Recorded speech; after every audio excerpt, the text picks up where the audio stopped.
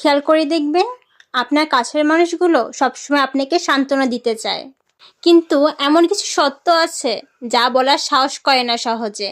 প্রথম সত্য, সবাই আপনার ভালো চায়। এটা আসলে সুন্দর মিথ্যে।